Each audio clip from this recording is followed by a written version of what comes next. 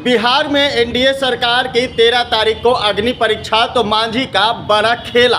नमस्कार, मैं हूं राजन कुमार, अब बने हुए न्यूज़ पेयर के साथ। देखिए, जीताराम मांझी 2 मंत्री पद के लिए अभी भी नाराज है और खफा है।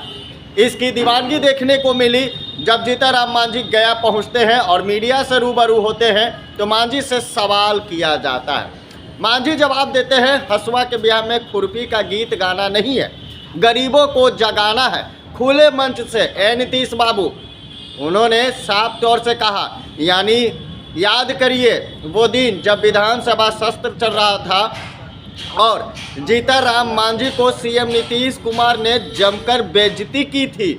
उन्होंने साफ तौर से जिस तरीके से जीताराम मांझी की बेइज्जती की थी, भरे सभा में जीताराम मांझी के आंखों से आंसू निकलने लगे, यानी दर्द छलकने लगा। और वह दर्द किस तरीके से बदले के रूप में बनता है, अभी जीताराम मांझी पर सभी की नज़रें टिकी हुई है। जीताराम मांझी को लगातार ऑफर मिल रहा है कि आप मेरे तरफ आ जाइए, आपको सीएम बनाएंगे। एक आते पिछड़ा वर्ग सीएम अगर बनता है तो बिहार के लिए ये पहली बात होगी। दूसरी तस्वीर, तेजस्वी क्या डिप्टी सीएम बनेंगे। 13 तारीख को बहुमत का आंकड़ा प्राप्त करना है, फ्लोर टेस्ट होगा। विधानसभा में स्पीकर अगर कहा जाए तो वो आरजेडी के हैं, अवध बिहारी चौधरी। अब देखा जा रहा है कि जिस तरीके से कांग्रेस के 16 विधायक यानी 19 में से 16 विधायक किसके खाते में जाएंगे वो देखने वाली बात होगी। हैदराबाद में विधायकों की बिरयानी, यानी जिस तरीके से हैदराबाद में सभी विधायकों को ले गया है, कांग्रेस विधायक हैं, यानी लालू प्रसाद यादव ने साफ तौर से इंडिकेट किया था कि खेला कभी भी पलट सकता है, बड़ा खेला होगा। उसी बात को लेकर जीताराम मांझी भी अड़े हुए हैं कि क्या बिहार में खेला किया जा सकता है। अगर आरजेडी के साथ जाते हैं तो कांग्रेस, सीपीआई, माले सभी उनके साथ हैं।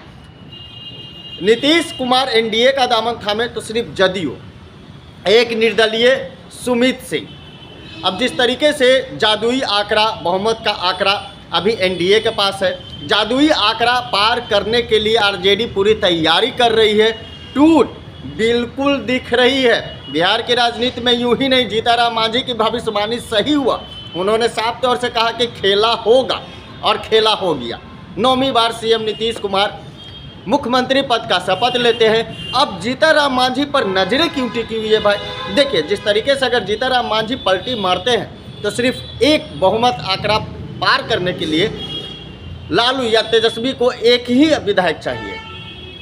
अब जिस तरीके से एनडीए को डर सता रहा है, दूसरी कैबिनेट की बैठक हुई है, कई एजेंडों पर मुहर लगेगी, लेकिन 13 तारीख को बिहार की राजनीति में एनडीए के लिए अग्नि परीक्षा होगा। लेकिन उससे भी ज़्यादा आरजेडी के लिए वो अग्नि परीक्षा होगा कि वो जादुई बहुमत का आंकड़ा किस तरीके से पार करते हैं। देखिए, सत्ता है, मुख्यमंत्री के रूप में जीताराम मांझी का भी मन खटक रहा है, डोल रहा है। वो एनडीए से खपा नहीं है, वो खपा है तो यहाँ बिहार के मुख्यमंत्री नीतीश कुमार से। उन्होंने साफ तौर से कहा था कि मुझे एनडीए से मतलब नहीं, एनडीए में सब कुछ ठीक है, मैं एनडीए में आया हूँ, सब कुछ ठीक है, लेकिन यहाँ मुझे दो मंत्री पद का चाहिए, वो क्यों नहीं मिल रहा। वो साफ तौर से नीतीश पर निशाना साध रहे हैं। लेकिन एक तस्वीर और आपको हम दिखाते और बताते हैं कि संतोष सुमन नरम है। उन्होंने साफ तौर से कहा, एनडीए की सरकार बिहार में मिलकर बिहार का विकास करना है। तो साफ तौर से कहा जा सकता है, बेटा नरम तो बाप गरम, यानी संतोष सुमन नरम है तो जीताराम मांझी गरमाए हुए हैं। अब जीताराम मांझी अगर डोलते हैं और उन्हें सबसे बड़ा ऑफर है सीएम बनने का, और सूत्रों के हवाले से अंदर खाने से बात ये निकल कर सामने आई है कि मांझी पलटी मार सकते हैं। सभी की नजरें टिकी हुई है। जीताराम मांझी अगर पलटी मारते हैं तो बिहार की सियासत में भूचाल आएगी और मुख्य जादुई आंकड़ा अगर पार कर पाती है तो जीताराम मांझी बिहार के मुख्यमंत्री और डिप्टी सीएम तेजस्वी यादव हो सकते हैं। लालू किंग मेकर का रोल निभा रहे पर्दे के पीछे से। 13 तारीख को बहुमत का आंकड़ा पेश किया जाएगा और उसी समय फ्लोर टेस्ट में किस तरीके से जादुई आंकड़ा को पार करती है महागठबंधन, वो देखने वाली बात होगी।